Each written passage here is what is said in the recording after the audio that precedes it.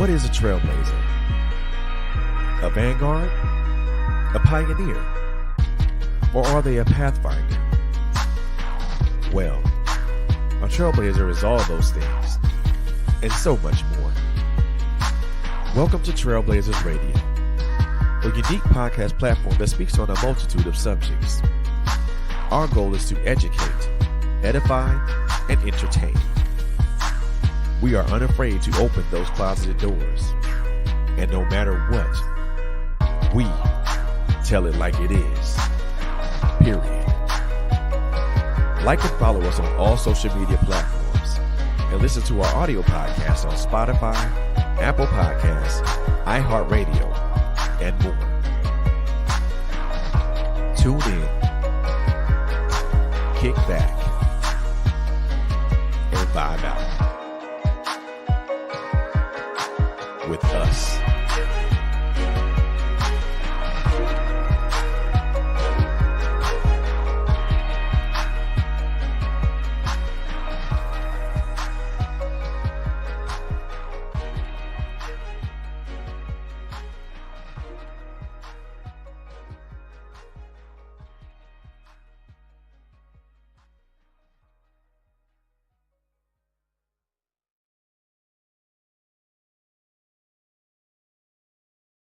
Well, good evening, ladies and gentlemen. Good evening, and welcome. Welcome to Trailblazer Radio. More importantly, welcome to the Checkhead. And so we talk about everything mental health. Talk about it from the point of view of a man, but we also talk about it from the point of view of everybody. I'm your host, Mr. Fred Beaty. Welcome, and welcome again. And as you can see to my left or to my right, however you are viewing her, I got my sister LHG in the building. So this is gonna be a girl chat weekly and a check-in type collaboration, a tag team, if you will. Yeah. Because we talked about some things and we wanted to tag team on some things. So yeah.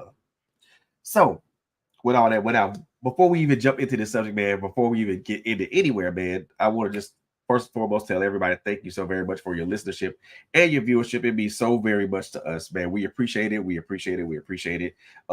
Continue to like and follow us on all our social media platforms: Facebook, Instagram, I forgot Pod Page. Jesus, we're on all audio streaming platforms, Amazon Music, Google Podcasts, Apple Podcasts, you name it. And we also have a YouTube page, and we're at 96 subscribers, man. We need four more people. Four more people to subscribe to us, man. If you are watching this, right now, you are not subscribed, man. Go to our YouTube page at Trailblazer Radio. Take a look at what we got going on. Yes. And if anything that we have on deck or on tap resonates with you, do me a favor, hit that subscribe button and also hit that bell notification so you will be notified every time we come up here in front of this microphone, in front of this camera, man. It is always an honor and always a pleasure to be in front of this microphone, in front of this camera, to talk to you guys. So we really thank God for you guys, and we really thank you guys for just being supportive and very just supportive of us. We appreciate it. So my peeps rolling in. Hey, Auntie Diane, Mr. Hey. Tracy. Hey, y'all. Thank y'all for being here. Please share. Please share, because the topic me and my LHG for to talk about is something I think that is very relevant for all of us. I believe that not just because me and her are talking about it, but it's because it's something that we have. I think all of us as human beings need to do. And y'all don't know what that is, but I'm gonna tell y'all. It's called showing up for yourselves. Showing up for ourselves. Let me ask y'all a simple question. When's the last time you did anything for yourself? Ooh. Anything and what was it? Yeah, basically. What's up, Mr. Devon? Say, how you doing, man? Long time no hear, brother. When's the last time you do for yourself? When's the last time you did anything for yourself, and what was it? Thank you, Tracy. I'm proud of you too. Let me say this before we get too deep into this. So, do you remember when I was talking to Natasha, Beautiful Thought? Yep. And she gave me a homework assignment. You remember what it was? I don't remember what the homework assignment was. She told me to get back in the game and write a woman crush Wednesday poem. Can I Ooh, can I just let y'all have it? Because it's hot off the press. come on. Okay. And I ain't been in the game in a minute, but let's just go. Uh-oh, come on It's with it. Come on with it. Woman Crush Wednesday by LHG. Woo, child, woo. Where has the time flew? You were busy people pleasing with the who's who that you really had no clue of the power God gave the true you. You redeem the time by breathing. Life really isn't too short. It's just right for your flight. The anxiety you felt even putting pen to paper how you used to, that was the glue that held you together. Cracked, broken, taped, Jimmy rigged, and tattered. But you made it look so good when you were dying inside. Here we are, you and me. Every layer and dimension crafted greatly with a divine purpose in mind. Girl, how did we get here? Nobody was supposed to be here. With all you've worn on your back, girl, you are crazy resilient, peculiarly brilliant. May I have this dance? Girl, shake what your mama gave you and use what she taught you in her own life. What she couldn't say to your face, the Holy Spirit revealed to your heart. Child, we are all feeling heavy in this parenting plight. But there you go again, talking about somebody else. Focus on you, boo. This is Woman Crush Wednesday. Win, child, win. In the stretched out skin that you are in, girl, bring it in. Woosah, deep breath. You still here, still standing. Knee highs acting like anklets. They are so weak, but here you are, ready, willing, present, locked, loaded, steady, set, no more regrets, fully invested, tried and tested. Where confidence well. It's so becoming when you send defeat to hell.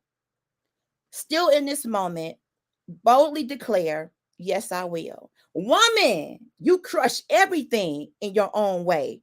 So finally, I showed up for LHG today. That's it. Ooh, Bro, I've been out the game. that don't sound like it. I did it. I did it. That don't sound like it. I gotta tag my sister because she really encouraged me to do it. That Man, that don't sound like you been out the game though. bro, I'm talking years. That don't sound Like like out the years. game like that. Woo. All there, no rust detected. Wow. Thank you, brother. No rust detected. I appreciate that. I appreciate Look it. here. Felt good. It felt good. I've done stuff like for church events and different events, but as far as just sitting down and just freestyling something like that, it's been a minute. I got to get back into it. And I show up for me by doing the things that make me happy. All triggers aren't bad. Right. Poetry is a positive trigger for me. It triggers creative juices that might have been lying dormant for a minute. It triggers my confidence level. Every trigger isn't a negative emotional response. Some things are pleasure points. That's You right. show up for you when you find out what's your happy place. Many of us may not even remember what it was like to do something we used to love to do back. You might love to skate. Back in the day, skating was real big in the 80s and 90s. You Still might is. have been a beatboxer, you might have been a hip hop, you Yeah. had a rap group, you know, Mellow Yellow and Definitely Black. My cousins had a rap group. Listen. My Mellow step, yellow and my definitely black. stepbrother and my cousin. My stepbrother is high yellow and my cousin is black. So I called them Mellow Yellow and Definitely Black. Wow, that's And crazy. they used to sit under the street light and just make rhymes up. I mean, Look, what floats your boat? that's it. And the reason that we're talking about this is because too many of us don't show up for ourselves. We show up for everybody else. We show up for Phew. our various family members. We Yes. show up for our our friends. The one Yes. that are the friends that we choose to show up for. We show up for our coworkers. Mm-hmm. We even show up for the people in play and we even show up for the people that we fellowship with in places of worship. And get this, brother. Not only do we show up early. Very much so. Some of us come in cutting the lights on for other people. The level of commitment that we have shown, and I'm not saying that's a bad thing, but we put so much extra energy into everybody else's dreams sometimes that ours gets pushed further and further back in the archives of our mind, out of sight, out of mind. We show up cutting lights on, getting things started. Some of us have become professional helpers. We are the armor bearers of life for Yep. everybody. But when it comes to you, Yep. We don't show up for ourselves because we're too busy showing up for everybody else. We're giving everybody else our time, our energy, our we're lending those people our skills. wow. Whether those skills are something that we've learned or that we most of the time it's skills that we've learned or skills that we've acquired. Right. So we're giving up our time, our energy, our skills, our money, if it's Yes. applicable. Yes. And then you give up so much when you give to other people. And again, we're not saying that doing that is a bad thing, because it's totally not a bad thing. We're done in the right spirit. We're done in the right context. Because you can Not show up for under people. duress. Not under duress. When you show up for people in the proper way, like, hey, I'm Yes. here, I want to help. I'm here to help. Yeah. That's showing up for people in the right way. Or, hey, I'm here. What do you need? What do you need from me? Because a lot of us show up for people in that manner, but a lot of us don't show up. We show up for people in the other manner too, not necessarily under duress, but we do it. We show up for people out of obligation. Ooh. And in some cases, there may be obligations. Right. Parental obligations. Right. You have aging parent obligations. Right. There are certain things that you have to do, but even in that, like for example, caregivers, people who are constantly taking care of a loved one to the point that they are now getting sick or not even having a break, that's a dangerous place, mentally and physically. Yep. You need a village.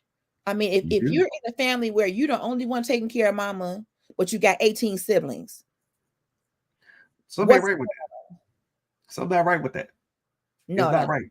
And right. I have a friend that's taking care of her, that's taking care of that, that's taking care of her grandmother right now. But her sister don't do jack. That ain't right. And again, we're not saying that showing up for other people is a bad thing, because it's not. Because I think I strongly believe that in this world that we live in, those types of interpersonal connections are necessary. Indeed. So we have to be able to be there for people.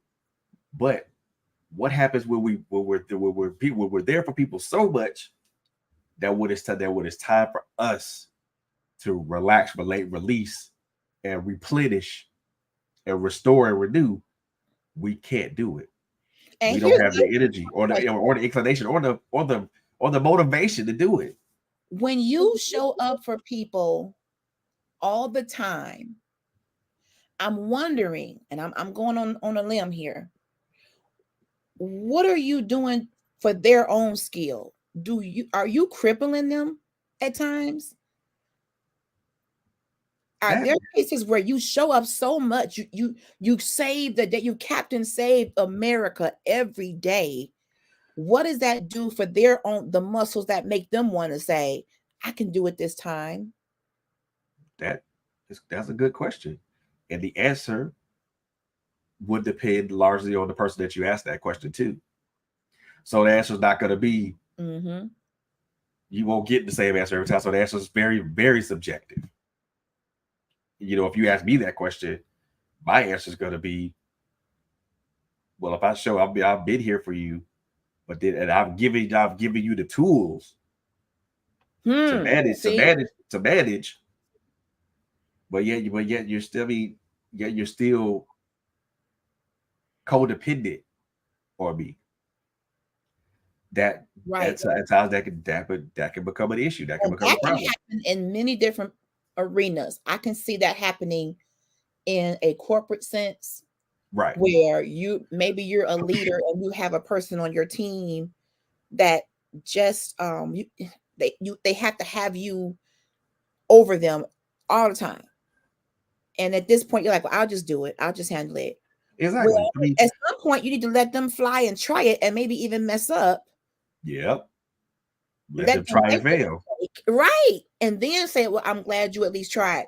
Now let's talk about a better way of doing it. Because me Yep. coming and doing it for you every time is not fair to me, and it really ain't fair to you. How do you learn? How do you grow? How do you develop if I'm gonna come over there and hit the button for you every time? Exactly. And I think when we talk about showing up for ourselves, I mean we're talking about the most innermost things that we need to do for ourselves that Mm-hmm. help us renew, restore, relax, and, and release. And Mm-hmm. when we don't do those things for ourselves, Mm-hmm. we actually not only are we hindering ourselves, we're hindering the people that we're showing up for too. And we're adding unnecessary pressure. If you feel like you have to always bail that person out, that means when they show up, you got to be right there to fix it. That's too Yep. much pressure. You Yep. can't be everywhere at the same time. A lot of the things that we deal with, brother, is self-inflicted because we've inserted ourselves so much out of habit Yep. that we don't realize in hindsight that we're hurting them and us. Yep. When we insert Pressure. ourselves in when we insert ourselves in problems or issues that don't even belong to us, that don't even concern us. Do men do that too? Because I thought that was a woman thing. Nope. Trying to fix things, projectcoordinator.com. Yeah. Always trying to make Ned the Wino, Yeah. Rockefeller. Oh, oh Wow. yeah. I mean, Wow. I did I did that in my marriage. I did Wow. that in my marriage. You know, trying to be everything to everybody and literally be nothing to me. Wow. Sheesh. You know, you did. I mean, and again, this is not a knock on it. It's not a knock on my ex-spouse or anything like that. But I'm telling, but I have to tell it like it is. You know, being there for her, the Mm-hmm. kids. Mm-hmm. Then on top of that, having responsibilities in ministry. That's a lot. That's a lot. That's a lot to sit on shoulders. Yes. On narrow shoulders at that. You know Yes. what I mean? And after a while, the weight of that becomes too much. Mm. And now you find yourself breaking down physically, breaking down emotionally, Mm-hmm. breaking down spiritually Okay. because now you wear all these hats and you wear all these hats and you wear all these capes and then and you try to do everything at one time when and it comes to the point where you realize you only got two hands and 2 feet and you can't. Mm. It got to the point with me where I can't fix the world. But And I'm when like, you make a decision, though, as a man, by the way, brothers, follow Man Cave Conversations because y'all need a outlet too. yes, sir. If you were to say to your family, which y'all probably don't hardly ever do, y'all just keep going. But at what point do you say, family, I need help?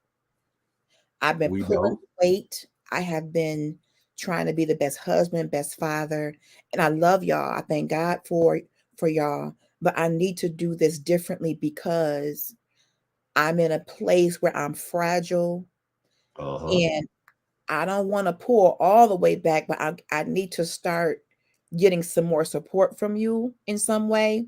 Or can you help me determine what you can take off the load in some way? Showing up for you would mean a conversation, wouldn't it? It would be. I mean, it did. I'm gonna tell y'all right now. What we're talking about is not male specific. It's not gender specific because Right. these things True. happen to both men and women. And and trust me, Yes. everything that we're talking about is it applies to both the male and females because again, just because I'm describing the situation that I experienced, there's a woman that's experienced that too. That has experienced being overburdened, Yes, been there. overburdened with a lot of things, with a lot of stuff, and Yeah, then you're trying to be Captain Save the whole every world. the galaxy. Yep, and then when they come with it, at the end of the day, you can't save yourself because you don't have the energy, you don't have the inclination, you don't have the motivation to even save yourself or even get up to have to cook to fix you a bowl of cereal in the morning, or you don't have the inclination to even eat a peanut butter and jelly sandwich at night, or you don't even have the motivation to want to go to bed and get rest, That is a proper rest. breeding ground. That's a breeding ground for anxiety and depression. Hey, Sister Rhonda, It thanks is. for popping through.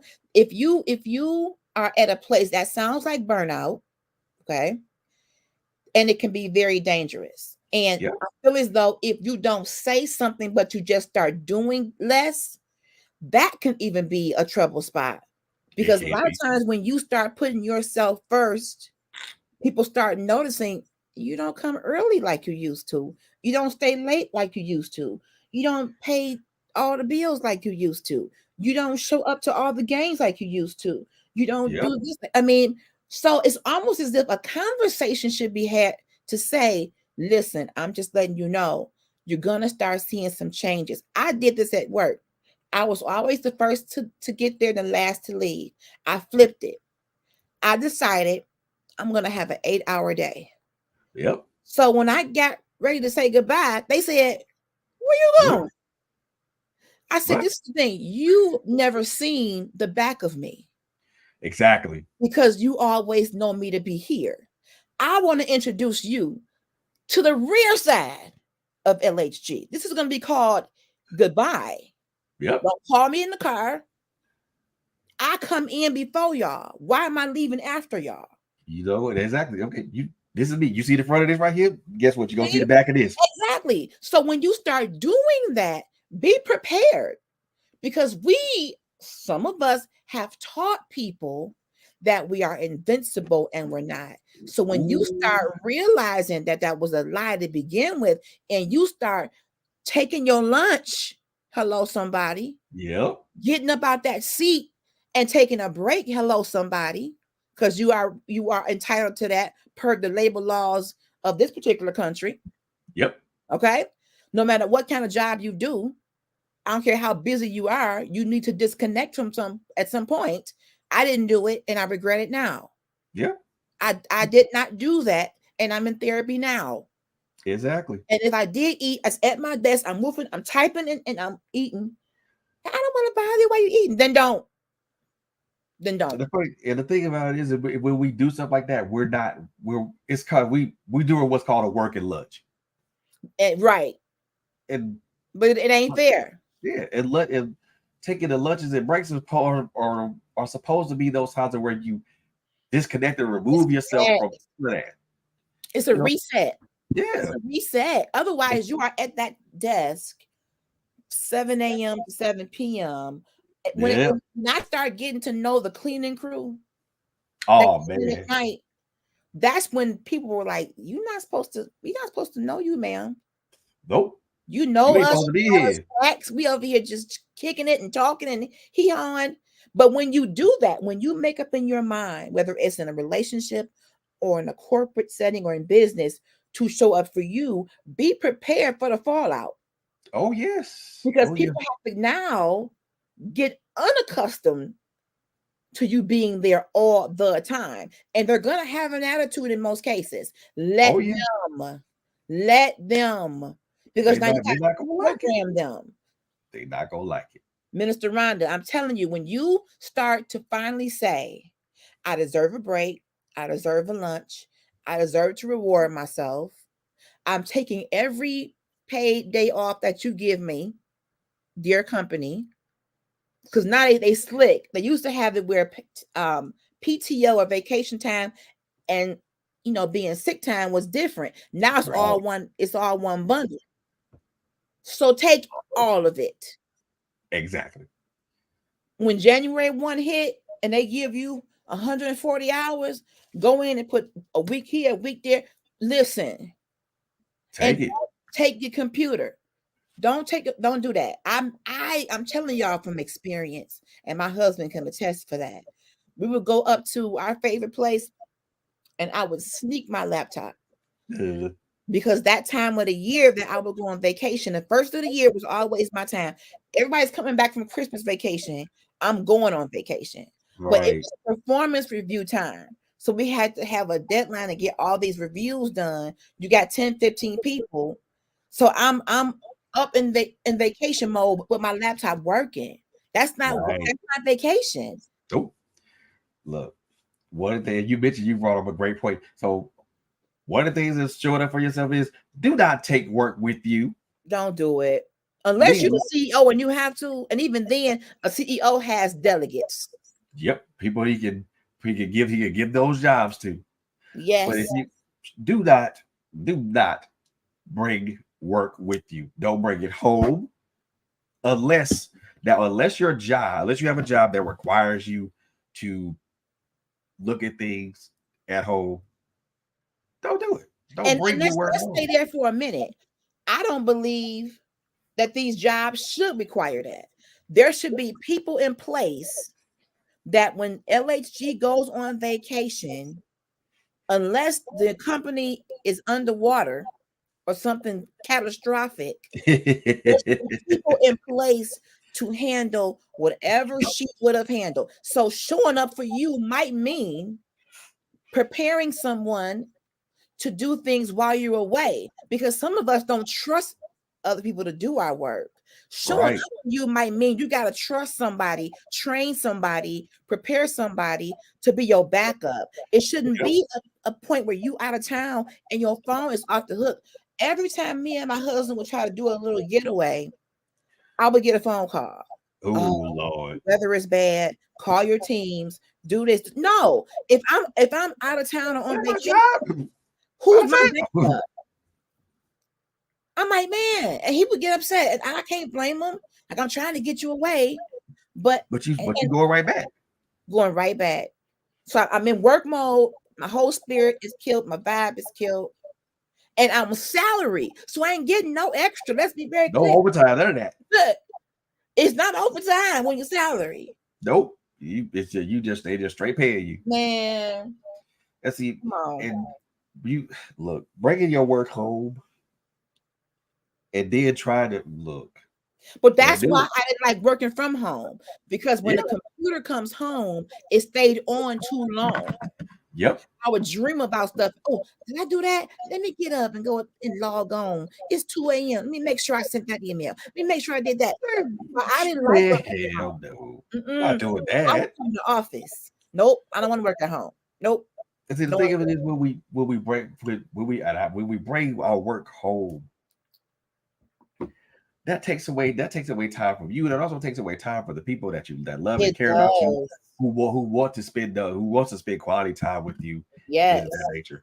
So suggestion from me and LSG, if you work in the office and if you don't have to take work home with you, don't bring work home with you. Now, what I would do sometimes the week before vacation, if I had to put in a few extra hours so that I could be free, I would rather do it that way. It's a sacrifice, but if I know I'm off next week and I know there's some stuff that is pressing, like payroll, I'm not going to not pay my people. So I can do some extra stuff or ask a girlfriend and coworker to do my payroll for me. Prepare for going away. Right. And make it a point to your bosses or your constituents. I don't want any phone calls. None. That's not insubordinate to that your vacation be your vacation. I want to enjoy my vacation. Yeah. So don't bring work. And some of these jobs, and even when you come back, don't do it. And even when you come back from vacation, some jobs are so stressful that while you're gone, nobody touched your work. So when you come back from vacation, your workload is so tough that particular week you're digging out. That's not fair either. Employers, y'all got to get a better process. When somebody is away, have it to where that work is intercepted. So when they do come back, from vacation. You got me so stressed. I'm ready to go back again. And the simple fact of that, I don't want to. I don't want. I took a vacation to get away from all this, not to come back to inherit stuff or be behind. You stressing me so much when I came back. I'm ready to go again. Look. So work-life balance is how you show up for you. Yeah. Proper work-life balance. And you create what that looks like. No employer should be able to tell you what work-life balance look like. Y'all start telling them. Start having some town hall meetings. Yeah. And saying what balance looks like is this. My workload is too much. I want to be in here and out of here by this time. Yeah. And one of the things I will say, and I find this to be true. Listen, y'all, it is 24 hours in a day. It is 24. 80 of those hours are spent working. 8 of those hours are spent sleeping. So there's 16 hours gone. Woo! What are you gonna do with the remaining 8 hours? What are you gonna do with the 8 hours that remain? If you have a business, you gotta manage that. You have family, you gotta manage that. You know, if you have other obligations to ministry, then you gotta manage that. Are you gonna be able to manage that in 8 hours? Well, that depends on how you manage your time. Exactly. But you may not be able to go everywhere or do everything. One thing about me while I was working, I very rarely did stuff through the week. Like, come on and hang out with us on a Tuesday, Wednesday. The way my life was set up, I had family, I had my husband, my daughter, myself, and a new business. So I would come home from doing a 10-hour day at work, 10, 12 hours, and then put in 4 in my paparazzi business. Right. And then make sure they ate, and now my clothes is getting ready for the next day. So sometimes you may not be able to do everything. You will have to pick and choose wisely what engagements you go to. And even on the weekend, if you overcrowd the weekend, where is your rest period? Yeah. So show up for you by saying no. No is a complete sentence. Yeah. An unapologetic no, no guilt, a guilt-free no. And it's not that I don't love you or support what you're doing. That weekend, I'm getting some rest. I can support via a donation. Do you have a virtual option? I log on for an hour or two. But as far as coming in person, unfortunately, I have my scheduled rest time. I'm not able to do that. Next time, keep me posted. I might be able to do it then. But this particular Saturday or whatever, I'm not able to do it. And case in point, one of my very dear sisters, who I love dearly, inboxed me and was like, LHG, you haven't seen me. I'm coming back. But just know this is what's going on. Keep doing what you're doing. Don't get discouraged. I have to pull out for right now because of blank. Right. So that was I'm not coming on, but keep going. I see you. Right. You may not see my face in the room, but I'm watching. I'm listening. Keep going, girl. Yep. And that goes to where the point of it, making you a priority. And I respect her for that. She didn't even have to say anything. Exactly. But I respect her for saying something and for making the decision to say my health, both physically and mentally, is my priority. My family wants me healthy. I want me healthy. To be able to move forward, I have to say I can't do everything. I have a very bad habit, brother, of signing up for everything. Every leadership free class, Zoom, master class, I'm always, I can do that. I can do that. But I can't do all that. So showing up for you might mean get a calendar. Yep. Get a calendar. And make some allotments for, okay, I got this time right here that's free, but this time right here is for me. And to my brothers and my sisters, take getaways by yourself. I don't care if you're married. Ain't nothing wrong with saying to your spouse, your girlfriend, whatever your life partner, whoever. I just need one night or 2 nights. I'm gonna go check in to so and so. I make sure home was good. I just need to hear from God. I need to be at peace and just do nothing. You can call me and check on me, but just give me a chance to have this moment alone to just reset. And we don't do that We need to because do that. most of the times we don't make ourselves a priority. We don't prioritize ourselves like we prioritize the people that we care about, or the people, Wow. or our places of employment, which comes about one of our talking points. Make you the priority. Yes. With it leads up to the question I asked earlier. When's the last time you done anything for yourself? Took yourself out to eat, took a walk in the park somewhere. Better yet, went somewhere, sat out and had a Hey, cup of brother. coffee with yourself. You know what I'm saying? What's up, bro? How's it going? When's the last time you done anything? When's the last time you really took time for Yep. yourself? And don't say that. Well, I spent that hour just sitting in the car. Ah, come on, man. Something that has meaning, But cognizant maybe meaning you to got to it. start there, though, bro. Maybe Yeah, you have to incrementally get into a place of, maybe it may start as an hour, then it may go to a 2-hour drive just on a beautiful night with the sunroof down, going to the water. It might have to start small and then you build upon it. You might have to. yeah. But I mean, but my thing is this. This is one thing I'm gonna stress. Okay. Even if it's an hour, take it. Take it. Don't sit there and be like, "Well, I don't got the time to do Mm. this. I don't got the time to do that." Baby, it's 24 hours a day. You And can let me spare tell an hour. you, my girlfriend has a book. Shout out to Kayo Shonda about self-care. And it talks about giving yourself 24 minutes a day. Do you know how hard that was? Because she had us to kind of pilot it out first. Yep. And I was like, girl, I missed my 24 minutes. 24, I couldn't even carve out 24 minutes. Every moment of the day was full. When I go to work, I can't even get out my car good. Somebody like, I got a question. Can I get into the office and put my purse down? Hold on 1 second. I got a question. To the time I walk out the door, it's on and popping. You get home, you're cooking. You gotta, I'm going live for the business. I'm praying over the sisters. I'm doing it. It was everything. Everything was full the whole day. I Yep. couldn't even take 24 minutes. And I had to regroup. I had to. Rhonda says, just start. You have to just do it. You can't think about it too long. You have to just say, nope, nope. Yep. I have to do it. Whether it's an hour, half hour, whatever that looks like, you got to do it. And Cedric, let me tell you something. That mindfulness thing, thank God for therapy.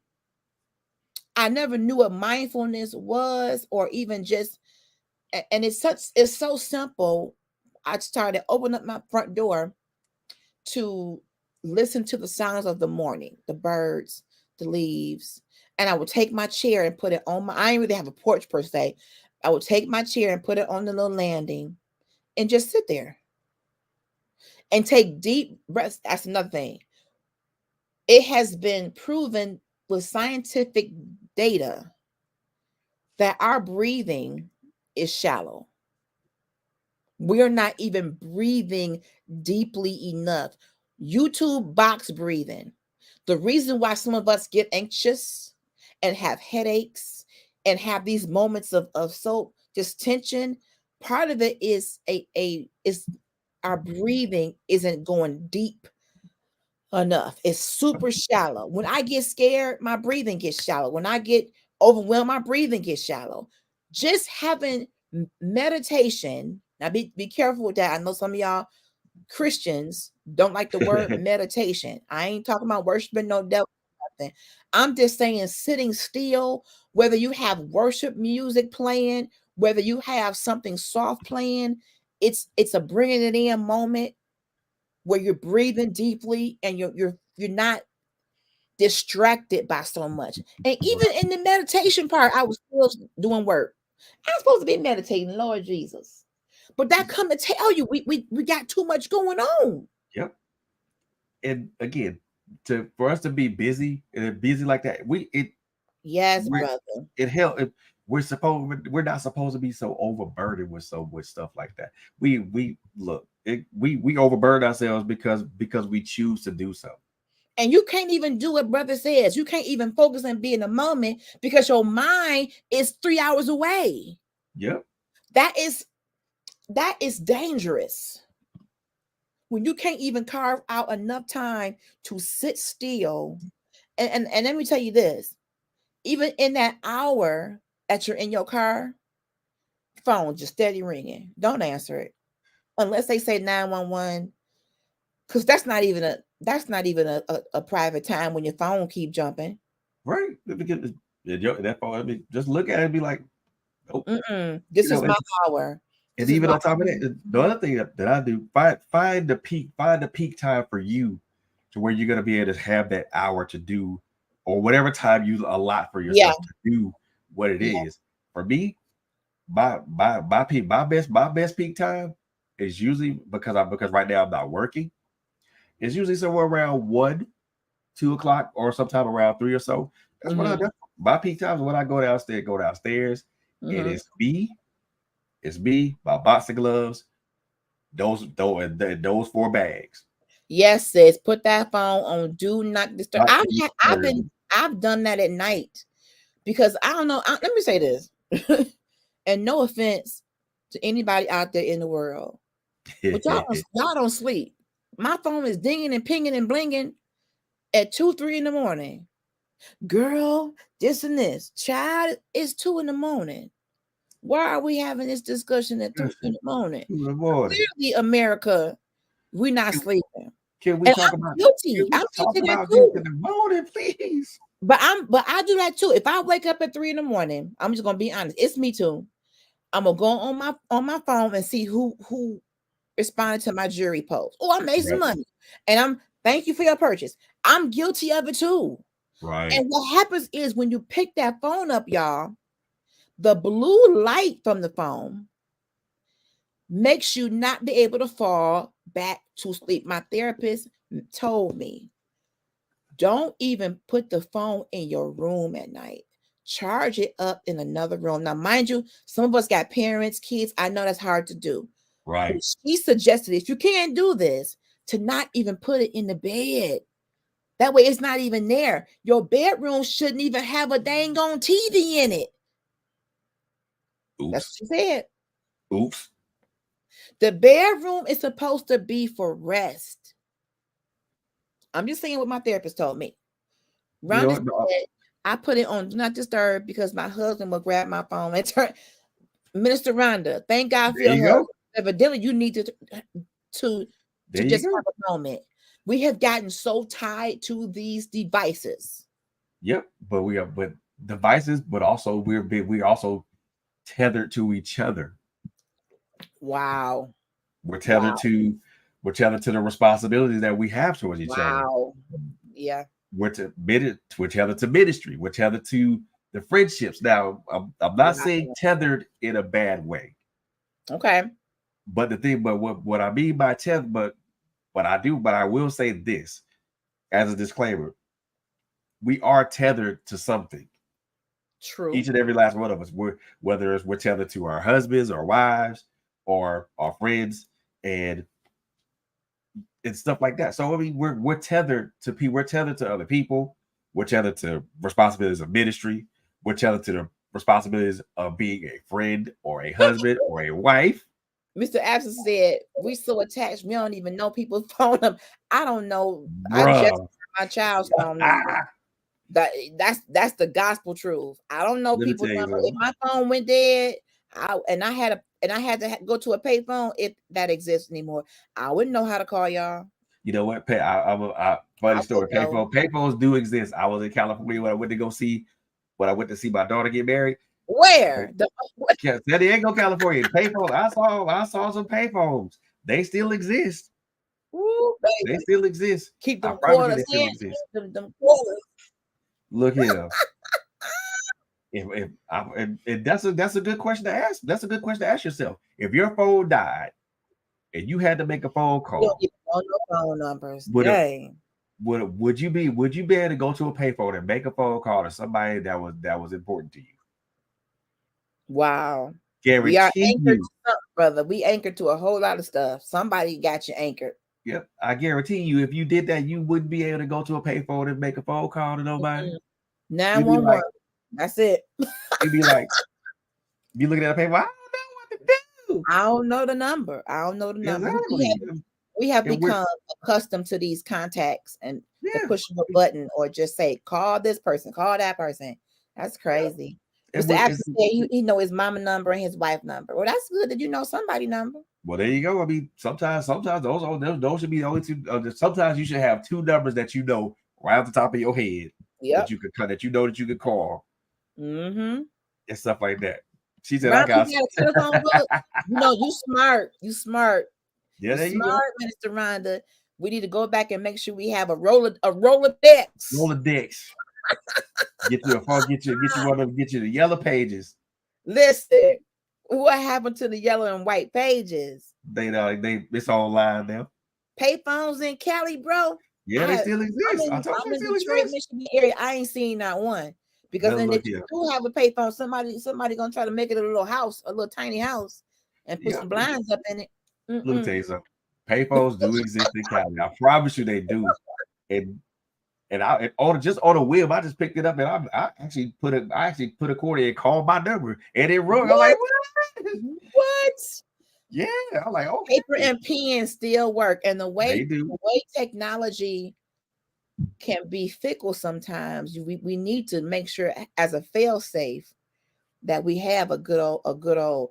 Yeah, Mr. Absent, people be living in them phone booths, put up some blinds up, put an address on it. Where you live at? Right here. One right here. You see the blinds right there? That's where I'm at. Because you just have it was a whole phone booth back in the day. It had a door, you had privacy, it had glass. I mean, we talk in the 90s and the 80s. A Rolodex, brother Beatty, a roller and Dex. Hey man, you don't act like you don't remember them things. My grandma She had her own phone book. It was this thick, and her handwriting was I could not hardly even read her handwriting. But go hand me my phone book. I gotta call Sister Johnson from the church because somebody done passed away. Go get my phone book, baby. You pick up that big old thing, like, what in the hell is this? See, that's good, Denier. So instead of going to your contacts, make yourself remember the number and key it in. That's a good thing to do because it'll make you remember the number. Yeah. It'll take me a minute though. I didn't call you because I didn't remember your number. Exactly. All this goes back to making yourself a priority, man. Because again, we're so priority. We're so tied to so much stuff. Yeah. We can't. I mean, like I said, for me, that buffer time for me is between 1 and 3. And I get down there with the gloves and flip through that thing. Woo! Y'all cutting up in here. Look, Lord have mercy. Canary yellow. The canary yellow one. Okay. The kitchen one that hung on the wall. Who grandmama had one of them? You got to go. It wasn't no call waiting. Nope. Okay. So if the line was busy, you just got to keep calling. It is. You have to pull that thing all the way around. You know my number, sis. Oh, she said she know my number. Look, you got to pull that thing all the way around. You won't. Don't mess it up. You got to start all over. Oh Lord, I got to start over. I got to hang up. Dang. Look, I remember them rotary. Oh my God, it's like man. That's old school. Y'all old. Is this the 50 and up club? Yes. Is this the orthopedic version of check in? Yeah, it might be that. Is this the AARP group? Yeah, it's the AARP group. It's the AARP group here today. I mean, but we are. But you know what else though? When is the last time? Yes, we telling our age. When is the last time that you pulled up a good movie, like an old school house party, crush grooving with some popcorn and just sat back and just had a nostalgic moment. Yep. That's why I love old school music. That's why I love stuff from back in the day. Because the stressors of today take a back seat to how we felt back then. Life was easier. We had one bill, that was the pager bill. I ain't had no cell phone to call you, but I had me $8.17 pager bill. Okay, you could page me, and then when I get home off the bus, I'll call you. That may be tomorrow or later on tonight. Senior discount. Yeah, buddy. Really, you cut up. And then she said, you said pages, Lord have mercy. We had a whole page. Listen, in Detroit, 7 Mile was nothing but hair salons and pager companies. We got our hair done and went and paid our pager bill. Thought I was doing something. Ain't have no phone to call nobody. No phone. So how I show up for me, I sit down and I watch 5 Heartbeats. I sit down and I watch Coming to America. Yep. And I crack up like it's the first time I've ever seen it. Those are the things that I can do for me. Yep. Taking time out of your, who's that? Who had a Sky Pager? Me. Sky Pager. Me. Skytel, Skynet. Me. I had one of them. I thought I was shit. I ain't going. I thought I was. We all did, and they came in different colors. What? And then I look. Yep. And then I had one. Look, I had that, but then I upgrade to the alphanumeric one. Come on with alphanumeric. That's when you knew you was baby. You could tell me nothing. Balling, honey. Boy, I had that big old thing that looked like a holster. Like, damn, what's that? It's a pager, bro. But you know what? One thing that I have learned when it comes to self-care and self-preservation, it's up to us to find what brings our happiness to the surface. Exactly. Whether it's music, whether it's playing your game. I think I saw my brother putting something about playing his video game. Whatever that looks like for you. Yeah. Make time for that thing and don't let nobody convince you that you shouldn't. Exactly. No. Nobody else is going to make you a priority the way you can make you a priority. Right. I'm telling you now. I will say this. My brother said he like documentaries. That's why you're my brother. Look here. And listen to us too. Oh, bro. You. Gratitude. That is so kind. A good documentary. I mean, a good documentary have me up on the edge of the bed. And it's the music in the documentary. Sometimes it be real somber. That dramatic music. Oh, man. A good documentary, it gets your brain going. And then when you're done with it, you feel like, wow, that was deep. I love that kind of. And National Geographic, anything with animals. Oh, yeah. Elephants, leopards, lizards, it don't matter. I just love to watch nature, animals. Some of these animals cutthroat. Ooh. They predators. Predators. Hey, Rivervado. What's up? What's up, bro? What's happening? What's happening, my boy? How you doing? So we are talking about showing up for yourself. One thing that I want to put on the table is speaking up for yourself. How many times have we been told, oh, don't mind Auntie, I know she said something mean. That's just how she is. I will no longer subscribe to that. Ooh.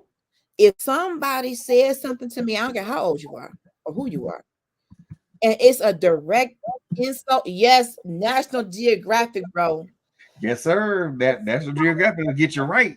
When somebody is deliberately saying stuff that's mean, and it could be a senior citizen, I get it. But I feel like at 48 years old, I can say with respect, dear Mama Bertha, don't call me fat no more because you fat with me. Exactly. We fat together. I'm that one. Because I can't stand some of my sweet seniors love to call folks, what they feeding you, girl? What you been eating? No. Speak up for yourself. You have to. It might be dangerous, bro. It might be. I just feel like I don't want to allow people to say just any and everything to me no more. Look, it's that level of respect. I mean, Right. if you disrespected me, guess what? No, you're not gonna do. You You gotta be all rude about it, but I can at least. I had an auntie, Lord rest her soul. We call her a big auntie, and she was very, very mean with what she would say, whether it was about weight, whether it was about whatever it was about. She was notorious for saying things that were extremely hurtful, out of but pocket. no, very out of pocket and very loud with it, like public humiliation. You know what I'm saying? Like she'll embarrass you like loudly. And nobody that I know of had the nerve or just the gall, I guess, to say anything, but I wrote her a letter. I don't even know my family knows this. I wrote Big Auntie a letter like, Auntie, nobody likes you. You in love. I'm putting you in love. I may be 12 years old, Auntie. Hear me out. Nobody like you. We love you. We tolerate you. But the family talking about you because you mean. Auntie, nobody like you. And I'm coming with the truth. I'm coming with the truth because they said the darn thing, right? They scared. You have said some things to me about my weight that have really hurt me. You have said things about people's spouses and homes and whatever.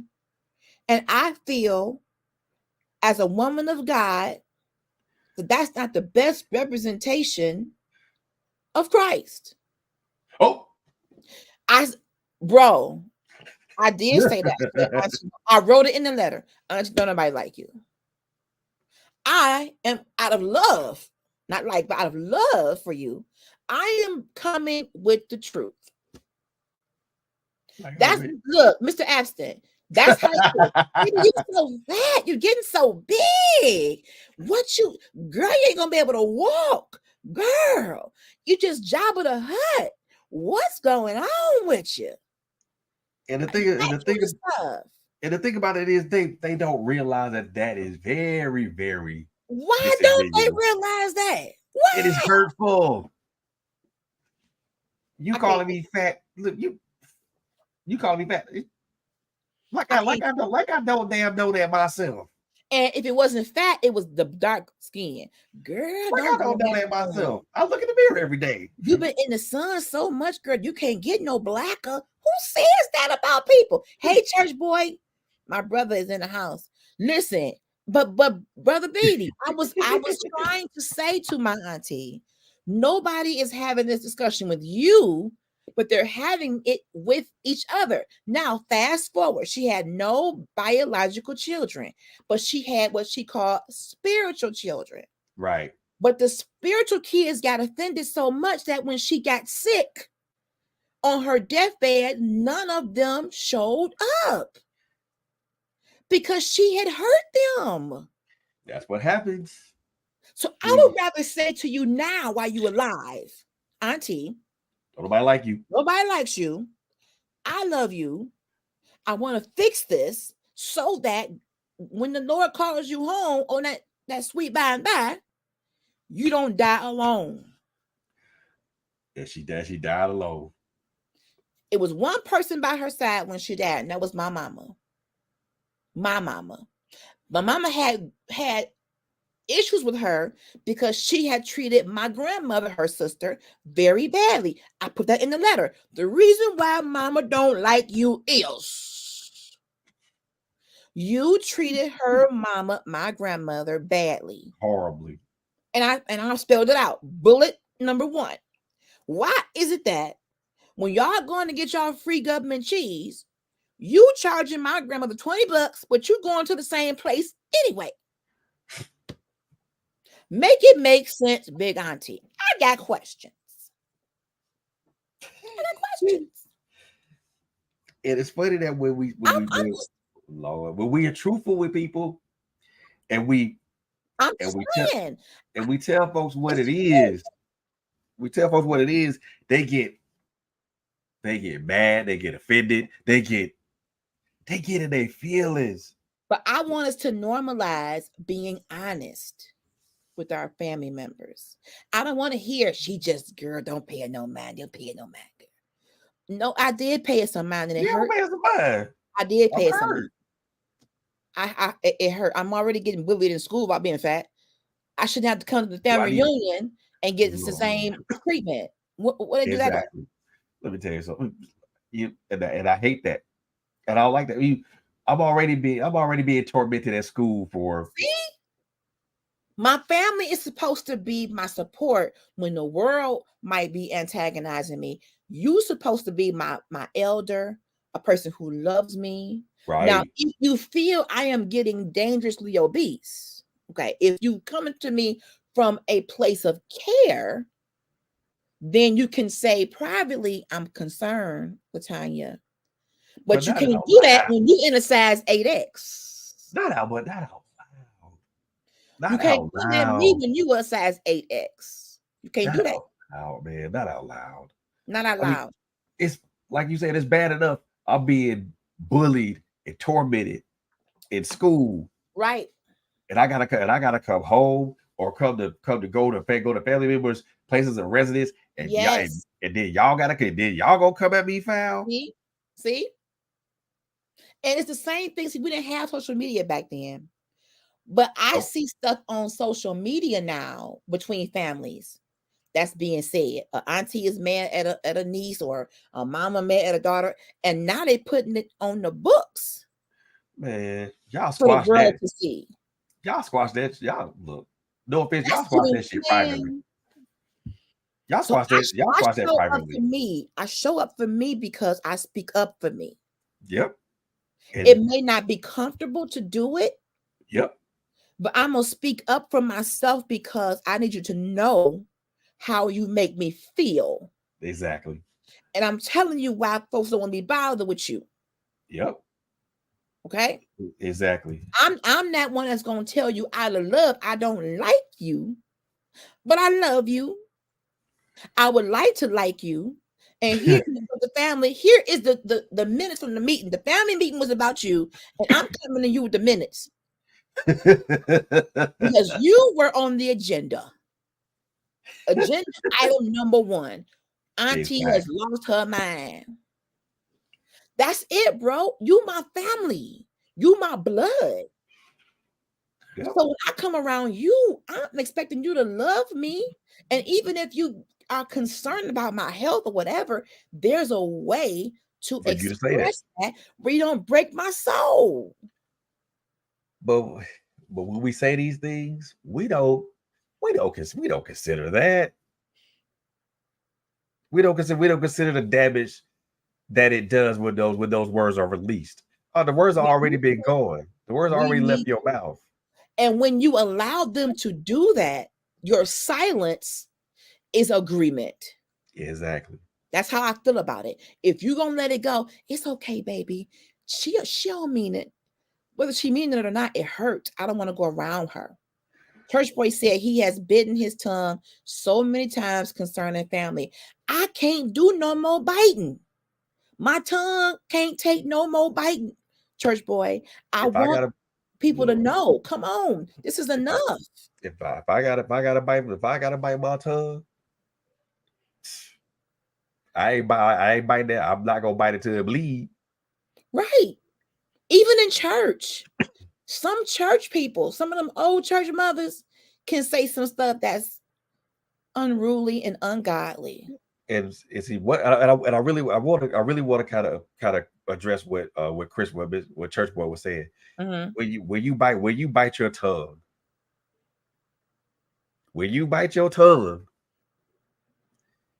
number 1, that's agreement, like LSG said. Number 2, you're not giving you and trust me, I see your comment, bro. I understand most of the times that you were a kid, so you couldn't really say nothing. But as an adult now, right? As an adult, oh no, don't bite that.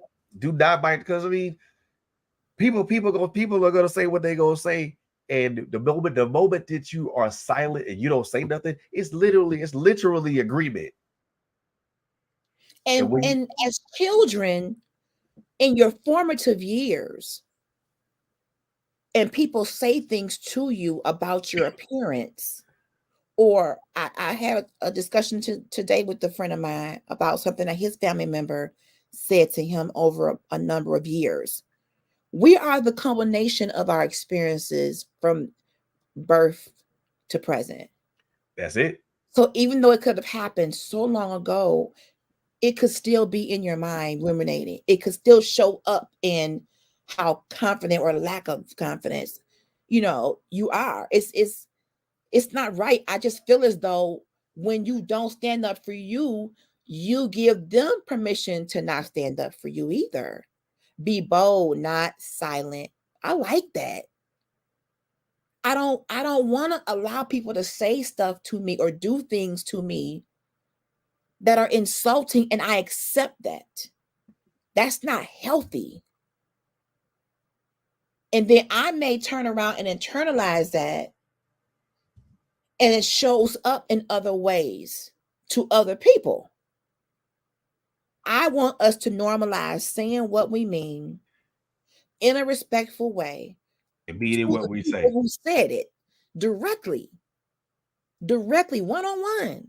Now, I didn't feel comfortable telling her that. That's why I wrote her the letter. She never mentioned it. She never told me. She never said anything about it. Who knows if she even read it or not? I got it off my chest. And out of all the spiritual children, in every state in the country, she had some spiritual child. This is my daughter. This is my son. Not one of them showed up when she died. Not one. What does that say about your life? If you spent 80-something years on the planet claiming you everybody's mama and everybody's auntie and everybody's whatever, but then when you get sick, they remember how you treated them and they don't show up when you are leaving here. That's heavy. See, and Chris said something Chris said something there. If he was at church a couple months ago, and the lady said something to him that really offended him, but he didn't say nothing because he taught to respect elders. Okay, let me just say something to that. Look, and this is my comment right here. So nah, bro, I'm gonna speak mine. Mm-hmm. I'm gonna speak mine. Mm-hmm. If it offends you, then oh well. I apologize. I'm not apologizing for speaking the truth. That's the one thing I think we think that if we say truth to somebody, or if we say what we feel to somebody, that they're gonna be offended. Well, they didn't care about offending you. That part. When they said it. Yes. But they didn't care about offending you when they said it. So if my retort offends you, oh well. And excuse my French, if it offends you, oh fucking well. I don't care. Because you didn't consider it offended. You didn't consider the fact that it offended me when you opened your mouth. Mm-hmm. Now, when I fix my mouth to say something back to you in response, mm-hmm. in truthful and respectful response, and I walk away and I walk away from you after I said my piece, it's cool. I'm done with it. Because you done said your piece, I done said my piece. At that point, it's done. Because you, like I said, you didn't fix your mouth. You didn't consider the fact that it would hurt me. Right. When you said it. When you spewed those words out your mouth. There you go. Now I'm not gonna. I am now with me. This is what some of us do. When we respond to things that offend us, we try our best to carefully consider the words that we choose to say. We carefully consider them. But for me, my mom says this all the time about me. What comes up comes out. And if it offends you, then I'm right. Sorry, and I ain't sorry because my response is I'm speaking what I'm saying in response to what you Yeah, Let's address this. Chris. I get you, Let bro. I get you, I bro. get that to a point. I don't want to let it negatively affect me too deeply, but apart, in my opinion, bro, because I've heard that too. Let it roll off.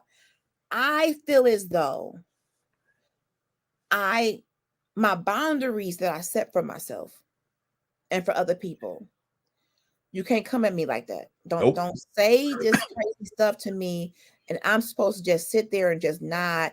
And a person's age isn't a license to just say any and everything to people. We gotta stop allowing that. Yep. If look here, it Mm-mm. ain't roll. It ain't rolling Because off of me. You you go older ahead. or you my elder, that doesn't give you a right to hurt me.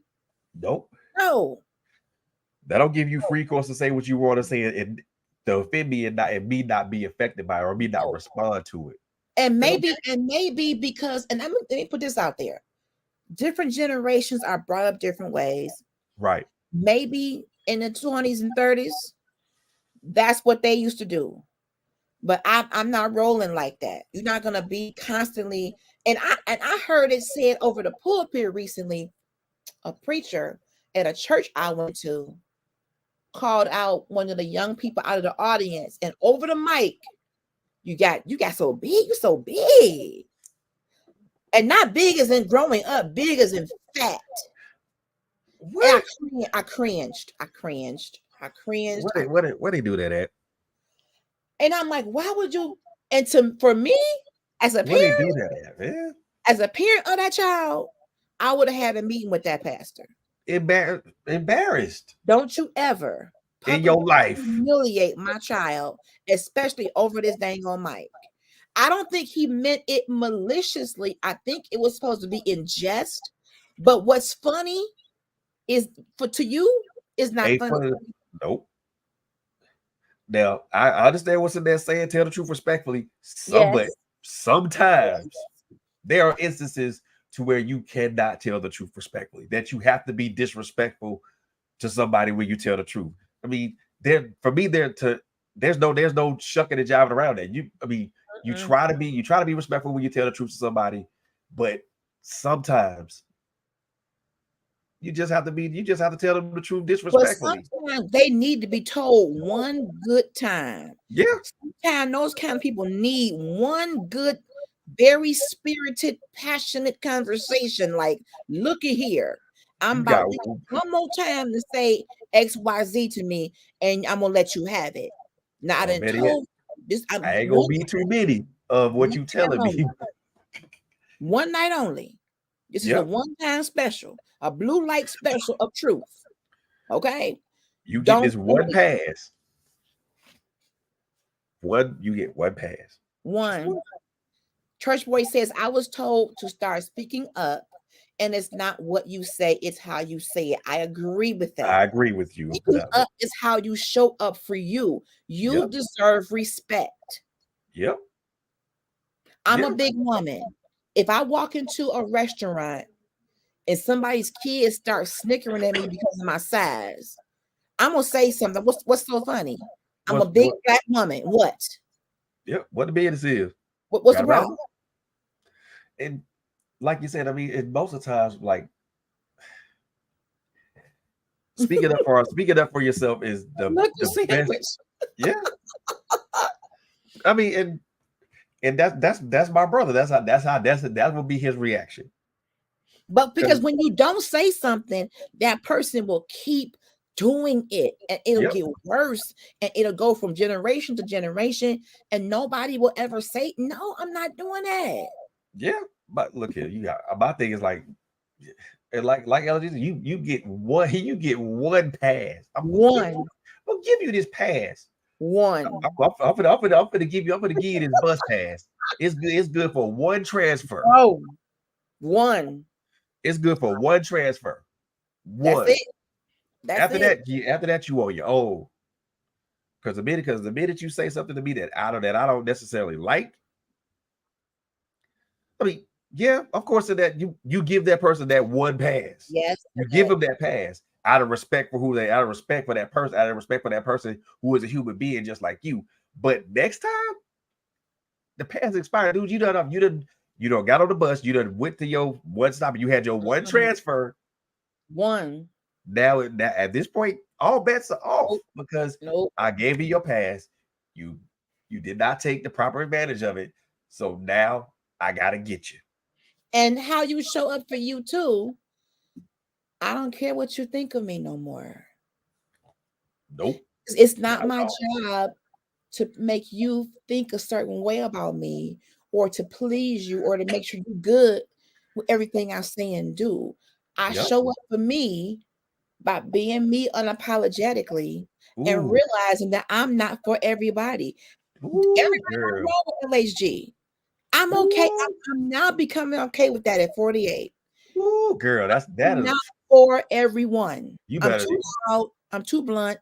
I'm too outspoken for some people. Girl, you better say that. Ooh, girl, I'm you better not say for that. everybody, and I'm okay with that. There is a population that will roll with me. I'm gonna focus on that population. You can't please everybody, y'all.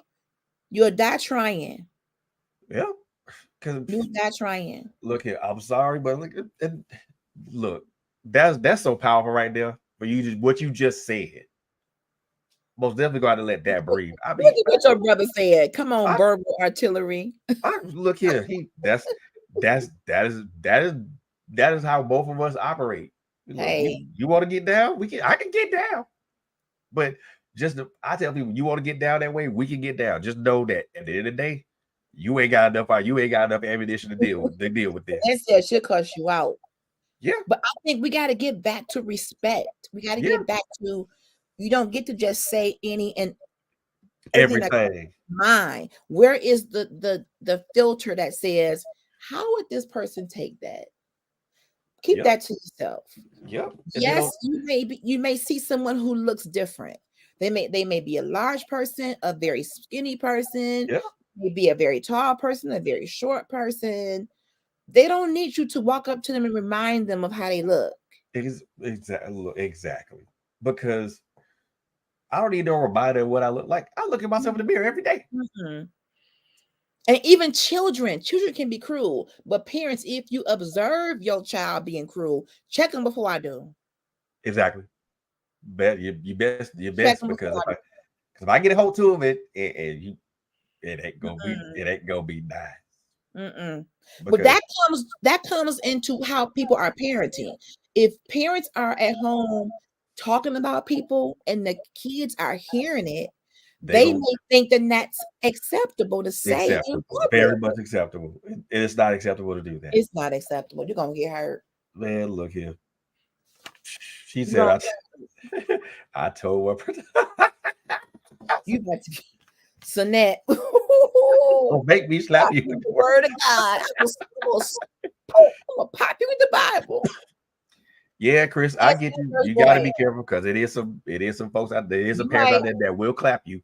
You're right. I'm learning how to, and in some cases, if I think it's going to be some kind of showdown or some kind of East Side moment, I just I may just have to just. If it's gonna be that type of moment, I'll bother. I'm gonna just. I ain't trying to be on the news. Put my hands up, like you got it. I'm not even for the squabble with you. Because I think with me, I know that if it gets to that point, ooh, brother, temper your tongue, brother says. Yeah, life and death lie in the power of the tongue. It's definitely a weapon, bro. Yep. Man, look. Yep, you're right. You are right, church boy. I'm not all trying to all best with that because the minute somebody parent want to get belligerent, you got it. You're right. Because I want to get home tonight. So I got a question for the brothers out there, since we got several brothers in the chat. What does self-love look like for a man? What does that look like for y'all? Well, I'll answer for me because again, the answers are probably going to be very, very going to be varied, and everything. It's going to be quite subjective. For me, self-love is waking up in the morning, speaking my affirmations, speaking my affirmations, praying. Man, gotta make sure I have to make sure I get that prayer in, talk to Yeah. my lady, talk to my lady, and we talked about it because we have our conversation. But also for me, is making sure that I'm okay in every aspect of my being, whether Ooh. that's whether that's emotional, whether that's mental, whether that's spiritual, whether that's physical. Self love is something that encompasses a lot of things, Mm-hmm. and there's no really right or wrong answer to your question. To be honest with you, because everybody's answer is going to be different. For me, Mm-hmm. self love is about making sure that I am I'm okay and I'm stable in every area of my life. Now, does that and that requires me to try to maintain a sense of balance, some Mm. semblance of it. And I spoke about this on the podcast before. Us being in balance doesn't necessarily mean that we're here. We can be here, but as long as things are not like this or like that, then it's cool. But Mm-hmm. it's doing the things that we love, that we doing the things that I love, which is, Mm. you know, exercising, Mm-hmm. walking and being out in nature. And then, when I do have the time to, kind of jump into have maybe a time, maybe an hour or two, or maybe just maybe 30 minutes of, play a video game or watch anime. Those are things that I like doing. Those are things I like to do and I like to engage in. And That's for good. me, I try not to allow people to interfere in those things because um, ever since I started on this exercise journey, this journey of trying to get being a better person, period. It's from self love also means that there are going to be ups and downs in that journey, and that you're going to have to be able to deal with those ups and downs. You know, I said this before in a space that it's no also knowing that sometimes God will put your car or your ship in the shop Wow. to be refurbished, to be refitted, to be repaired. Mm-hmm. It does not mean that self-care doesn't stop because while you're in the midst of being repaired, while you're in the midst of being replenished and refreshed and restored and renewed, you're going through that healing process. Mm-hmm. And me and you, LG, we spoke on healing and rehabilitation. We did. Self love, and self-care is about healing and rehabilitation. Mm-hmm. Understanding that you go from the healing part to the rehabilitation part, and Mm-hmm. understanding that we transition from one to the next. It's not an automatic transition because it's not always an automatic transition. We have to kind of understand that we have to be, first of all, for me, it's always knowing that no matter what, in the back of my mind, regardless of what the situation is, what it look like, what it feel like, what it smell like, what it sound like, in the back of my mind, everything is gonna be all right. Right. Let me get back to brother.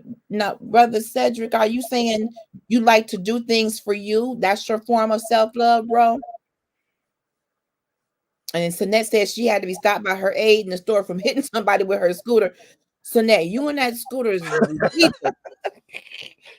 Church Boy says, and I love this. I love myself some me. I don't let being a big man get me down. I walk around every day with a smile on my face, never wear a frown. I'm happy in the skin I'm in. Boy, That is amazing. amazing, Church huge. Boy. That's that right there. I am a large woman, and people tend to look at you in a certain way when you are large, as if that is a crippling of some sort. It is not. And it's not always the case. Um, that's deep. Brother Cedric says my self-love involves pouring into my family, taking care of my mental health, coming to grips with my combat trauma, huge, accepting things I can't change, and seeing wisdom in all things. Woo! Yes, Y'all, sir. y'all bringing it tonight. Yes, sir. And Somebody like said I it's said, self-peace that might take and anger. my anger It vote. starts with self-peace. It Yeah, do. It yeah. does. For me, You might like I anger said, some people. it But does. here's the thing: as men, you all as men, y'all, self-love is not, it has no gender. But I worry sometimes about the brothers because you live in a society where sometimes you are the hunted. Yep. You're misunderstood. Yep. You're stereotypically said to be aggressive, a thug. Yep. So And how so, you counteract what the world says about you by telling yourself who you are in Christ. I love how brother was talking about how he pours into his family and he's taking care of his mental health, having trauma from combat. We talked about that too, didn't we, Fred? yep, we did. I mean, that's a real thing. Yep. Yes, and that real men cry. And like to kind of piggyback off which one of the things that me and my brother, we talk a lot. You know, but me and my brother, we both were in the Navy at the same time. My brother was in a theater of combat. I was not. We both served doing Desert Shield, Desert Storm. My brother was the one in the theater of combat. I was not. My father served in my father and my uncle served in Nam. So when me and Cedric talk about these things, I don't look at that as like something that diminishes him. I look at it as this is a part of him. And when we talk about it, when we have our conversations about it, it's literally a visceral conversation because I've never been in combat, so I can never understand what he feels or what he went through during that whole time. So I can never understand it. But what I can do is empathize. Wow. Even with my father, he doesn't talk about none of the stuff he went through in Nam at all. He just don't talk about it. And I'm not angry. I'm not mad at him about that. I'm not mad at him for not talking about it because it's some stuff that the one time he did speak about it, and this is me saying this literally. I mean, not saying anything bad about my father, but one thing he did say one time he did speak about it, it made my skin crawl, and it wasn't because of what he was saying. It was me imagining that in my mind, seeing all that, what he went through and all this other stuff, and then for him to be able to come out on the other side of that. Wow. Come out the other side of that, and damaged, but not broken. Wow. And even now, I mean, he sees a therapist. My brother sees a therapist. It's one of the things I've learned with my brother and with my father is that their traumas and their experiences, especially being combat veterans, are huge. And for me being a veteran too,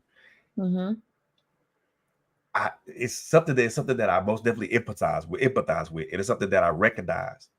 And it's like too many of us as vets, they deal with a lot of this stuff. They come home, and they literally don't have a coping mechanism. They don't have coping mechanisms.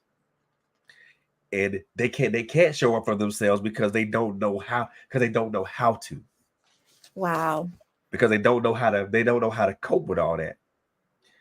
And it's like, what can we do? And this what I'm saying is the question I'm about to answer is a wide swath question. So it goes to veterans, it goes to men, women, and kids alike. What can we do as parents, as teachers, as members of ministry?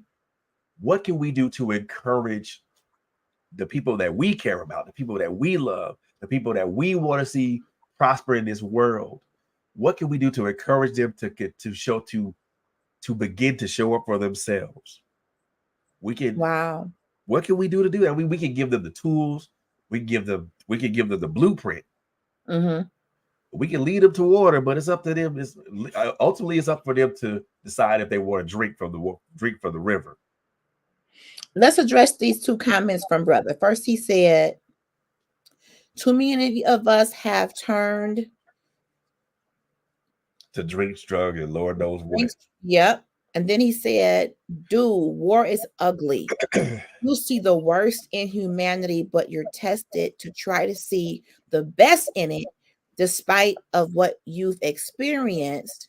The drinks and the drugs show up for them. Real talk. Wow. Yeah. Wow. Men also being told to be a man or suck it up. Next.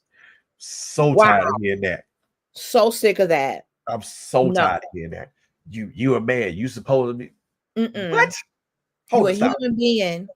You're a human being, and you're in a whole human experience. That's having a problem. That is that rhetoric and that ideal, that system of thinking is what causes some men to feel as though expressing themselves, feeling how they feel, sitting in their own feelings, emotional intelligence. Yep. People say that's feminine. That's for girls. That's a lie.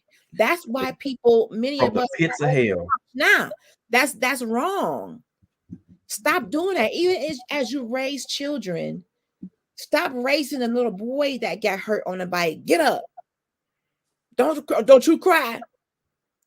Don't you dare. But you baby little girl. Come here, little shoo. My baby girl got hurt. Bad bike. I'm gonna beat that bike up. Hurt my baby girl. But the little boy, arm broke, 2 fingers left on the ground. Put some dirt on it. Put him in a Ziploc and come on. Put some dirt on it.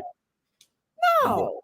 Let me tell you, LHG. That's a whole problem. That's a whole system that needs to be demolished. If you look, I'm gonna put this out here for y'all. If you watch the check-in video, the check-in show that I did, ask the question, who taught us? Ooh. As men. I'm gonna tell y'all what this is right now. It's we as men and women. Mm-hmm. And I'm saying both of us because it is on both of us. We have this distorted, and I do mean distorted, view of manhood. Yeah. And it comes from what we were or were not taught from our fathers. Mm-hmm. Social media. Yeah.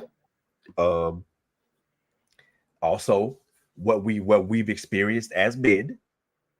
The other thing also is what single motherhood as well as welfare and Medicaid, all this other stuff, what those state-run programs did to the Black family.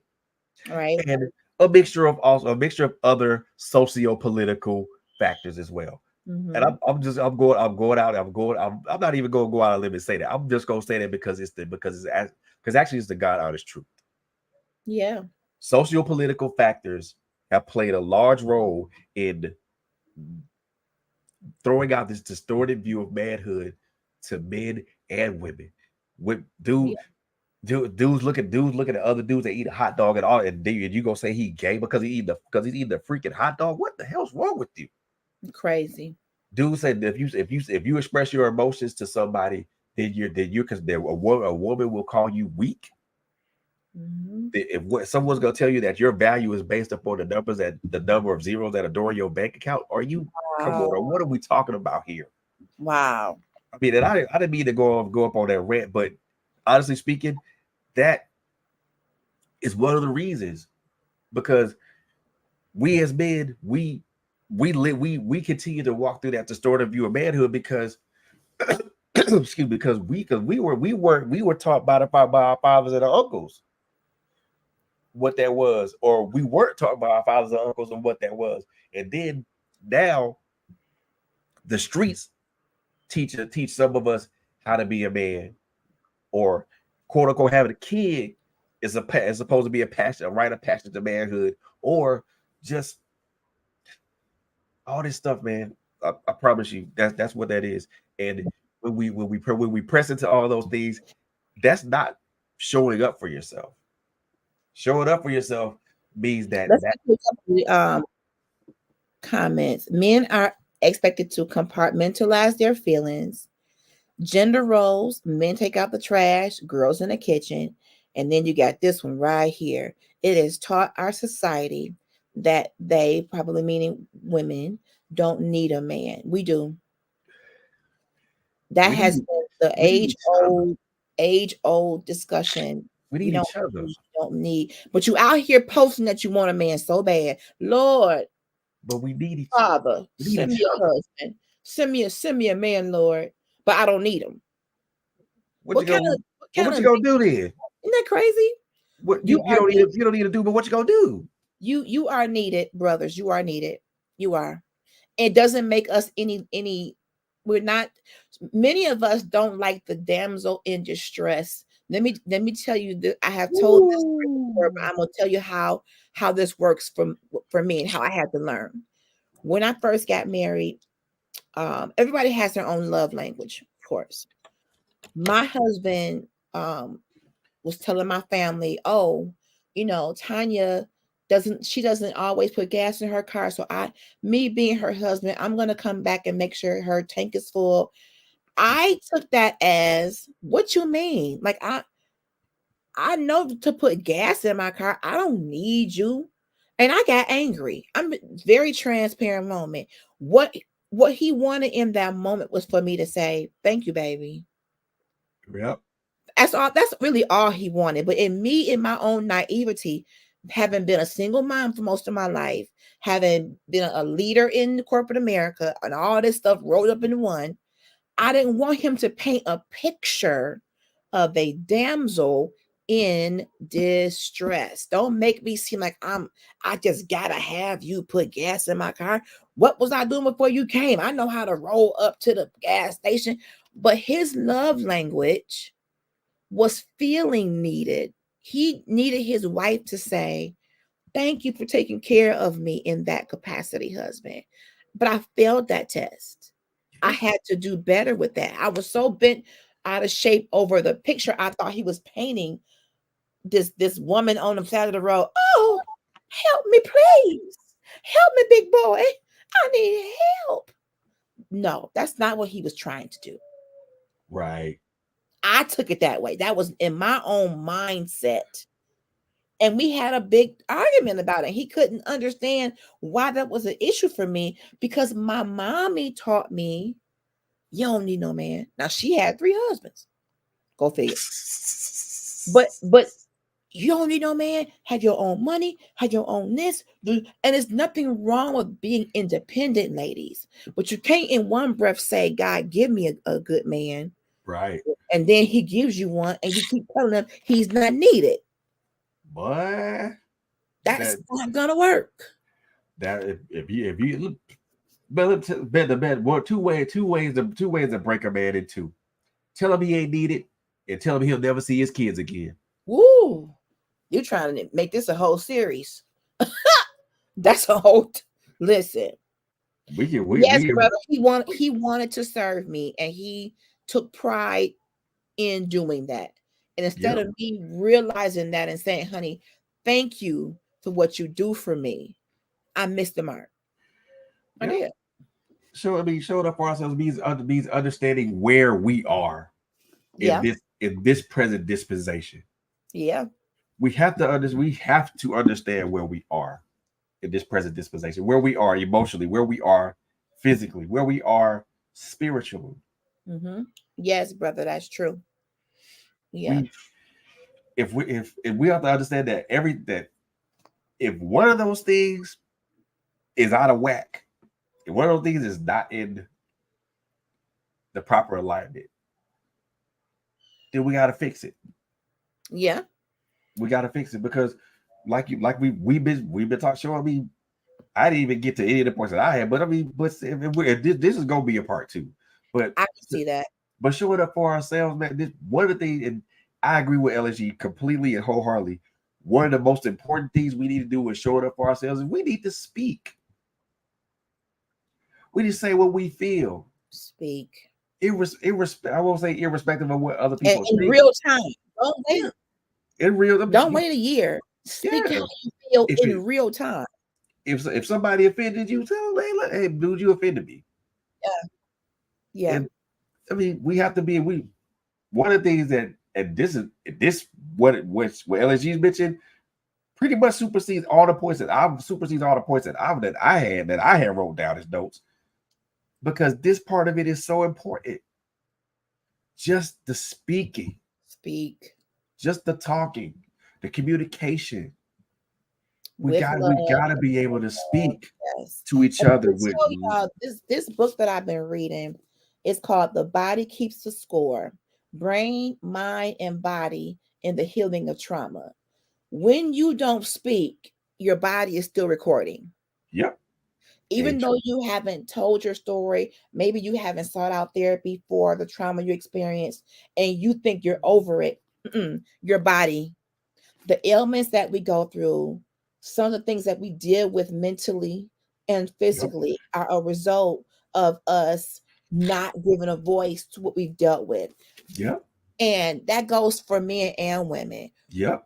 And I want us to come away from trying to attach gender to therapy. We all need it. Not gender specific. Not We gender all specific. need it. The trauma that my brother mentioned from being in combat, when people come home from that, there needs to be a special care unit in place where they can go right in. Let me get you prepared for the world, Yeah. because you're getting ready to come out of this combat into society, and whatever you had to see, I need to make sure that you're okay going into this new found life, a transitional period of mental health. So Yeah. I would challenge y'all. If you're into social media and you see people doing mental health seminars and summits, most of them are free. Sign up. We just talked to a sister on my show the other day. Natasha, beautiful thought, is doing a men's only retreat, poetry, prayer, discussion for men. Yeah. And y'all gonna be eating some good snacks. And the funny thing with that is that when we talk about showing up for ourselves, this is, and brothers, I want y'all to hear me, and I want y'all to hear me very, very well. One of the things that we need to do as far as showing up for ourselves is that we have to allow our voices to be heard. Ooh, come on, brother. Come on. How can you tell somebody something's wrong if you don't talk, if you don't speak about it, if you don't Speak. speak to it? How can you identify something's wrong if you don't go within and look at it and analyze it and say, Yes. well, damn, this is wrong, or Yeah. something ain't right, something I'm off balance.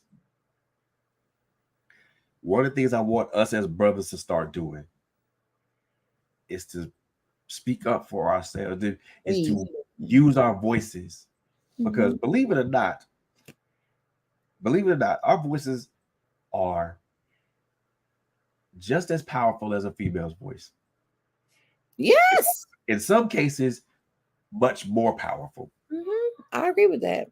because you normally when a man speaks, it's like E.F. Hutton. Everybody listens. Everybody listens. It doesn't matter who. It doesn't matter. Everybody's gonna hush and they gonna listen, because they feel that, you know they feel that what you have to say as a man has promise, has value. Mm. We have to tap into that part of it, because when we don't talk, when we don't speak, when we don't when we don't show up for ourselves by not speaking, Wow. our body's gonna keep the score, and we're gonna suffer. We're gonna suffer physically. We're gonna suffer mentally, and we're gonna suffer spiritually. Yeah. We gotta do this. And I'm saying this is specifically for my brothers, but also my sisters as well. Yeah. Because Mhm. some of my sisters are holding things Yeah. that you should not behold it. You hold on to things, and that's a dangerous thing. It's you can't. toxic. You can't look. Men It's and brothers, toxic. my brothers and sisters, we hold on to things that we should not hold on Ooh, to. hey, Nicori. Let that go. Yeah. Forgive yourself and move forward. And how you let it go might mean using your voice. And Yep. when you say use your voice, I'm going to challenge everybody too. Brothers, use your voice with other brothers. Your voice could literally help set another brother free that's been wondering, is anybody else feeling what I'm feeling? Is anybody else dealing with what I'm dealing with? Exactly. I'm sorry. We got to. We look. I created Man Cave Conversations for that purpose. Yes. I Every created brother go follow that page tonight. I Man created Cave that Conversations. I created that Don't page put for I it in. created that page for that purpose. Ooh. You know, I created this show to check in for this purpose. Now, Yes. the Yes. purpose is always primarily towards my brothers, but there are some times to where I gotta talk to my sisters too, because some of the things we all go through as men and women, as humans, are similar. Yep. Let's catch up with some comments. I want to go back to what brother said. Your body displays what condition you are in mentally. Ooh, that's powerful. Yes, sir. Yes. And then truth be told, they offered, but I promise no one took them up on it, me included. I showed for myself by addressing it and not running from it. Good. Yeah. Good. Sinette says, talk without being a bully or Or bossy. bossy. We got to Absolutely. work on that, many of us as women. Absolutely. Corey says, absolutely. Brother said, nuke bomb anyone. Yes, sir. Don't hold it in. Understand some might take your advice, give it, let it go. And Corey says, using your voice may be difficult if you've been taught to keep it to yourself. That's the thing. We have been indoctrinated over the generations that silence is golden. When silence for many of us is turning fatal. It's becoming a disease in itself. The silence, we're holding on to so much toxicity, so much pain, so much unforgiveness, so much bitterness that we can't even have a decent conversation with each other because we blowing up. There's just so much in our head that needs to be released. Jesus and therapy, Biggie size. Thank you very much. Yeah, and the thing about that is, and this is what I said, the Corey, I mean, just like I said, the untreated infection, and that is literally taking people, literally taking people out. People are deleting themselves. Yeah. Because they feel that whatever they say won't be heard, or that their voice doesn't matter. Well, I'm gonna call BS. I'm gonna call BS in that, because I'm gonna say this, and hear me well, brothers and sisters. Your voice matters. It does. Even in your own relationships. If you are dealing with someone that makes you feel as if your voice doesn't matter, your opinion, your experience, that can be friendships too, not just romantic. If you are dealing with people who minimize who you are, who minimize what you bring to the table, that's not a good setup at all. That's a disaster recipe. That's in a relationship, whether it's a romantic love or friendship love, each person should be free to be all of who they are, without restrictions. They are. Right, uninhibited. Look at this here. Silence can become an untreated infection. Yes. Woo! Even with Dr. Sinet. Nicori says, woo, you're on my block with that one. Nicori, I'm at 48 years old. I've learned to carefully evaluate my connections. Some of us have not stood up for ourselves because who we're attached to muzzle us. They're muzzling us. because they want their situations to matter. They're taking priority. A relationship is an exchange to be able to relate with someone, to be able to cohabitate with someone. Yep. There should be an exchange, a dialogue, communication, sharing, Always. caring, a constant back and forth, back and forth, back and forth. So Yep. if you're dealing with someone where and you don't feel as though you can be you and be free to be you, I challenge you to evaluate that connection. And you have to reevaluate those connections. Evaluate it. Yes, our voices matter. Stand Stand on on it. that. Stand on it. Yes. Yeah. Stand on to stuff like Stand my on brother said. Stand on to the coffin. I'm gonna stand on mine to my casket drop. Trust me, it. because Stand on it. and the other thing that I'm gonna say was this: don't be don't be don't worry about what people think after you speak your truth. Right. It shouldn't matter at that point. Don't worry about what they think. It's your truth. That's right. It ain't nobody else's truth. It's yours. And Right. if they acknowledge it, okay. If they don't acknowledge it, that's still fine. Be okay with folks not always acknowledging or recognizing your truth. Because guess what? There are some people out there that just really don't give a damn about you or anything that you go through. Hell, they don't even give a damn about themselves. So what difference would it make for you to say anything to them when they don't care? And showing up for you might mean encouraging yourself. When you get up in the morning is my time. How you command your day, what are you saying to yourself? First of all, can you even look in the mirror at yourself and not be disgusted? How about that? Many of us don't even want to look at ourselves. Because we don't like, because first of all, we don't like what we see, but to me, beauty is manifested from the inside out. Oh yeah. Not the opposite way around. Oh yeah. And maybe you need to hear your own voice speak life back into your ears. Yep. Your own voice is powerful to yourself. I have to hear LHG say sometimes, there is nothing that's happening to you today that you and God won't be able to navigate through together. Exactly. Out loud, audibly. Speak life into your situation. Speak life into your day. Because your day gonna go better when you speak life into it. Yes. What are the things that what are things me and Monica used to do that we don't do anymore that we're going to do more of now? Is that when we talk to each other in the morning, we prayed together. Mm-hmm. We haven't done that in a while, and I think because both of us have been so enamored in what we've been doing that we completely forget about it, and we have to have that. You have to have that. You have to include that in your life. I like that. I feel like this. I'm not an overly spiritual person or anything of that nature, but I recognize that God is real. Yes.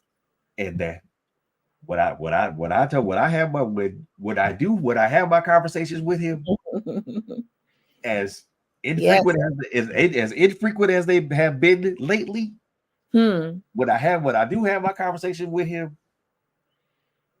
I feel better.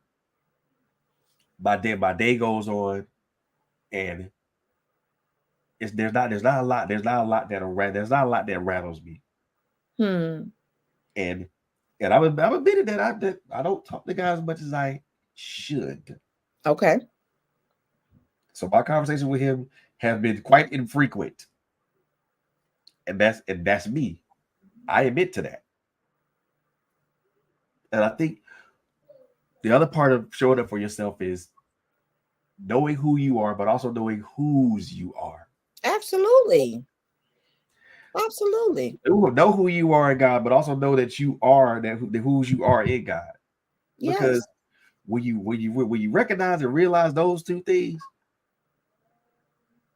everything, and everything comes off better.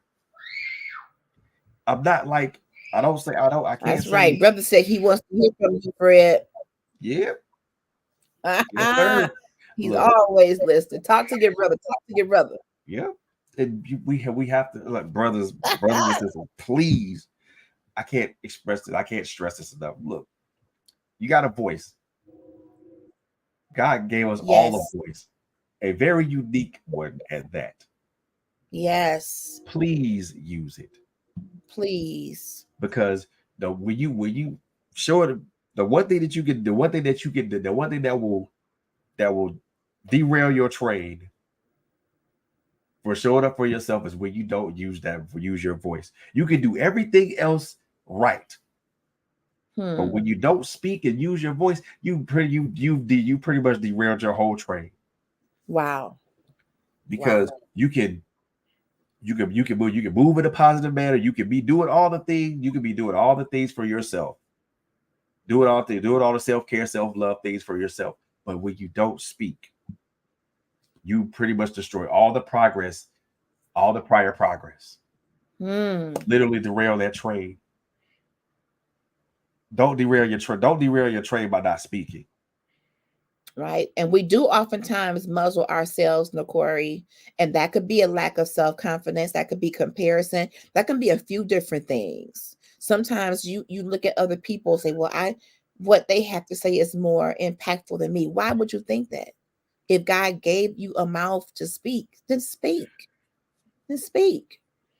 Showing up for yourself is getting God's wisdom and understanding his will for your life. Yes, bro. Sinette says, know thyself. Thyself. Showing up for yourself requires you to know. How can you talk about self-love and you haven't even done self-awareness? Woo, gosh. Hit him up, hit You him in the love head who you don't again. know. How do Hit you him in the head love again. who you're not even aware of? Who are you? Hit him in the head again. We got to go through self-awareness. Know you. What makes you tick? What are your quirks? Know and love who you are. But you got to know, get to know you. Spend some quality time by yourself.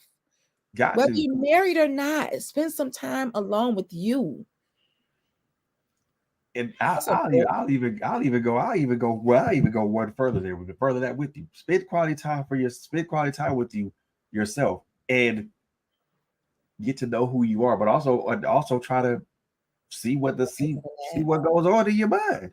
What's going on in your mind? Spend time there. Even spending time with yourself, spending, to me, and this is just me, spending time with yourself means understanding every aspect of you, emotionally and mentally, and physically, even if it hurts. Yes. Whatever, even if it hurts, if you go back to all those things that happened to you as a child, speak to those areas, even if it hurts, even if it brings tears to your eyes. And you may need to write. Some of us, journaling, writing is an outlet. And when you write, don't even worry about what it sounds like or what it looks like. You may have to have a brain dump just for yourself. Yeah. And just dump out what's in your spirit. Yeah. Brother says both require deep introspection. That is your brother for real. Got to be willing to see to the good, the bad, and the ugly. Yes. Sinette says support. Each other with one word like hello. Right. Yep. Writing and writing. Yes, Nokori, writing is a release. It is a release. It is. For me, it is the most beautiful release, beautiful form of release ever. Because if I'm in front of a notebook, or if I'm in front of my laptop and I'm typing and I'm just typing it, whether it's a story, whether it's a poem, or whether it's just me just writing down some thoughts. Let me tell you, Sinette, we ain't scared of therapy up here. If you are a podcaster, your therapy notes is called content. Yep.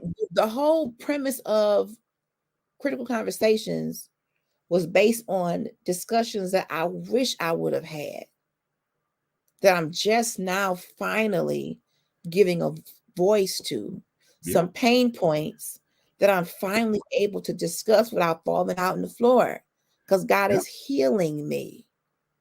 Yep. And on the healing journey, for some of us, you're journaling, you're writing, spending time with not just yourself, but I think showing up for you means picking the right friends.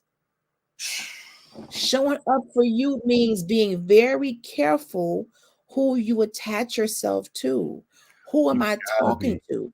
Some people don't deserve your your time. time, your story. Their intention is wrong. You need to consult God concerning all of your connections, from personal, from romantic to business. God, who is for me and Mm, who is killing me? Not so exactly. softly. Yep.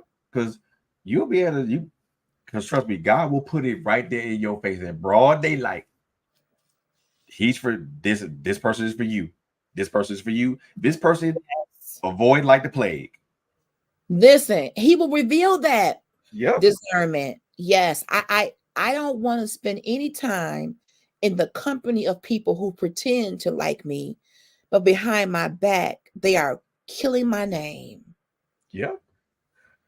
I don't want it. I You don't want it. because me, I don't want to be, I don't want to be that old, I don't want to be that sheep in a den of wolves. Wow. All I love don't ain't good love, Sinette. You better know it.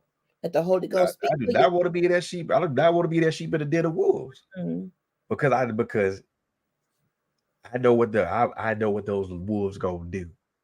So in our girl chat book club, the book that we are reading, Girl Mogul, it says, find friendships out of inspiration, not desperation. Woo!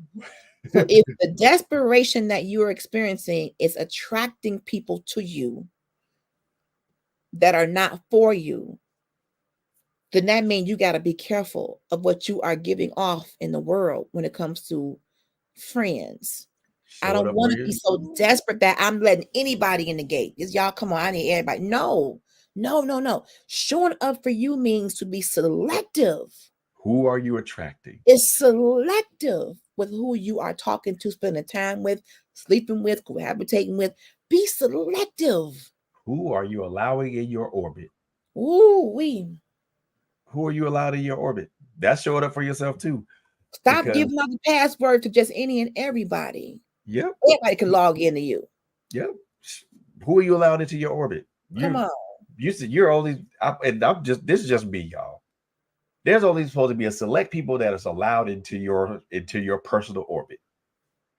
There's Right. only supposed to be a select few.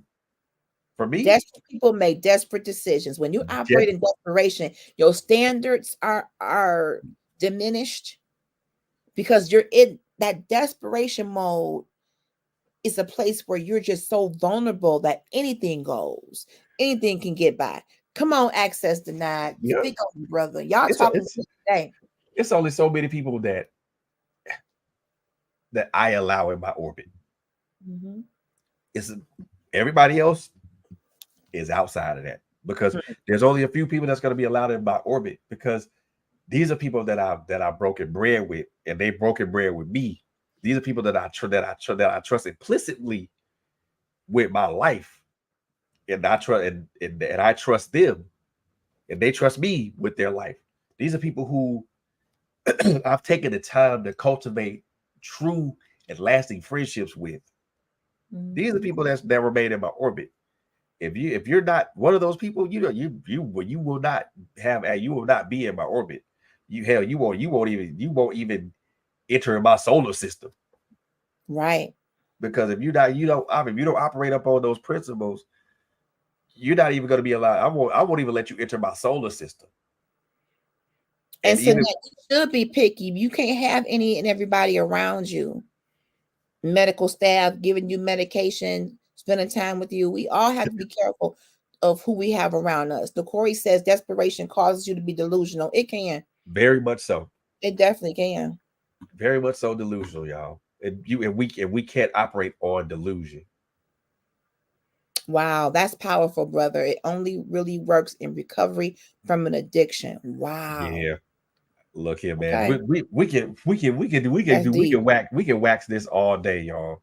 we can wax this all day, but I mean, there's gonna be a part two for this, y'all. This has been. I can't tell you how much this is. I can't tell you how therapeutic this is for me. I'm glad, bro. Praise God. Because we all need to show up for each other. We all need first we need to show up for ourselves because again, it starts with our voice. It starts from there first, and everything else breathes outwards. But this has been good, LHG. I look, sister, I so appreciate you being here tonight, man. This has been a great for me too. Great dialogue. We got to do a part two, man. We got to do a part two. Mr. Abson says negative energy can pass from one person to another. Yes. Like a communicable disease. It's very subtle. It can happen their spirit or whatever they're doing and what's going on in their mind or whatever. Spirits are transferable. Like a communicable disease. Yep. This is good, bro. This is really, really good. So look here, y'all. Girl chat was in the house. I wore my pink for girl chat. Look at that. Look at that. Let me tell you something, man. Look, so this has been wonderful, y'all, man. Cedric, I appreciate you coming on, man. Devontae, Sedette, the Corey, everybody that showed up tonight, man. We so appreciate y'all. We really do appreciate y'all for chiming in and meeting us in the chat and interacting with us. Oh wow. Yes. Go get that taken care of, bro. Bro, thank you for being in the room. Thank all of y'all. I want y'all to keep sharing your experiences. To me, yes, that confession breeds healing. It does. You get a little bit more healed when you express your experiences. Look here. You like my pink, bro? Yes, sir. Yes, sir. Look, look at Love us. You, Sedette. Thank you, Sedette. So we thank y'all so very much for tuning in with tonight, man. This has been wonderful. I hope that everybody that's listening or was watching tonight, that you got something from this. I sure did. That you got some sort of either inspiration or inclination or motivation to do and be better. Not just primarily for yourself, but for the people that love you and care about you and depend on you. Love you too, bro. Y'all got homework, brothers. Go follow Man Cave Conversations. Please. Sisters, and thank you.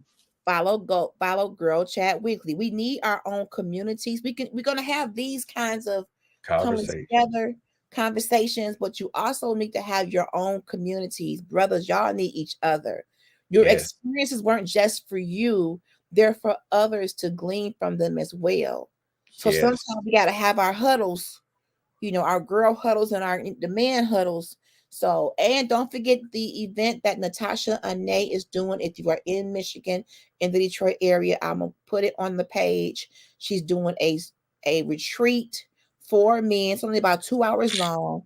It involves poetry, discussion, some food in your own space with just the brothers. And I would love to see y'all buy these tickets up.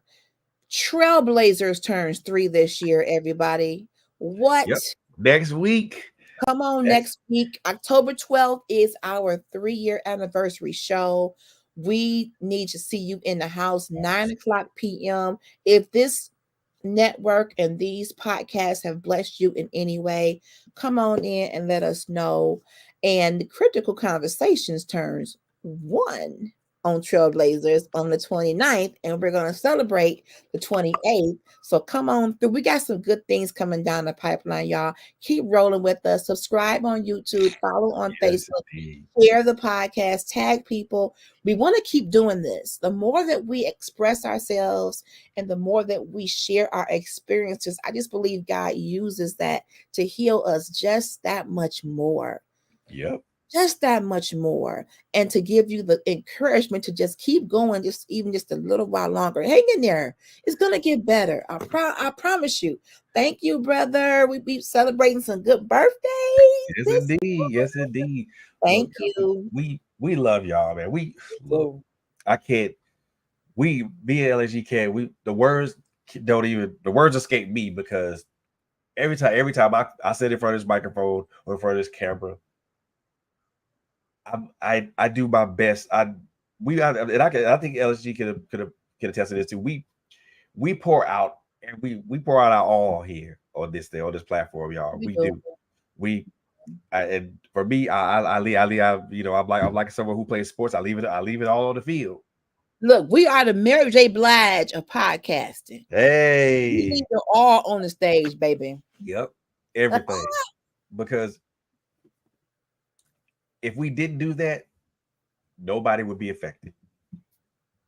True. Nobody would be inspired. Nobody would be motivated. Nobody would be inclined to make changes. That's right.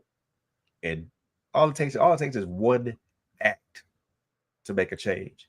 Yes. So in closing, take that action today, tonight, tomorrow. Don't wait till tomorrow. Take that action now to make a change, to be a better man, to be a better woman. Do it for you primarily. Yes. Then everybody else will see the better person that you are, and they'll gravitate towards you. Hi, Minister Derek. My brother's in the room. So my thing is like, look, we love y'all. We love y'all to life. We love y'all to live. We And do. we are gonna get up out of here, man. What you got anything going on with Critical Conversations on Saturday? Yes, I'm not sure exactly what, but stay tuned. I will get the word out what we're going to be talking about this Saturday. We are leading up to the big celebration, so we'll have to make it something fun. So there you go.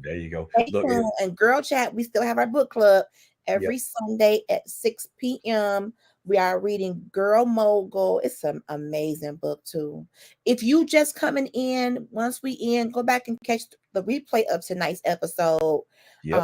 And share it and get some nuggets from it. This has been an amazing time. Thank you for this, brother. You're welcome. Look, if y'all missed yesterday's show, I'm sure y'all missed a good one. Y'all missed a real good one because it was a great show last night. And also, man, tune into the Author's Alley on Friday. Now the guests that I had were going to be the visionaries of television productions, where they were going to talk about their new play, God Knows West. However, something came up. So we got I want to thank Rashad Johnson for coming in at the last minute and taking the opportunity for me to bring him in the Author's Alley so we can talk about his writing journey and his book. Y'all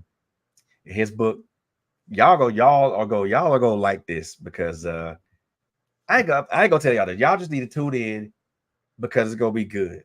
I promise y'all it's gonna be good. But look, we just spoke enough, man. I need to take a large sip of water, and we gotta get up out of here, man. We gotta get up out of here, man. We love y'all to life. We love y'all to live.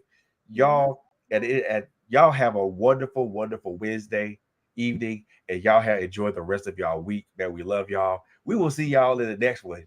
Peace.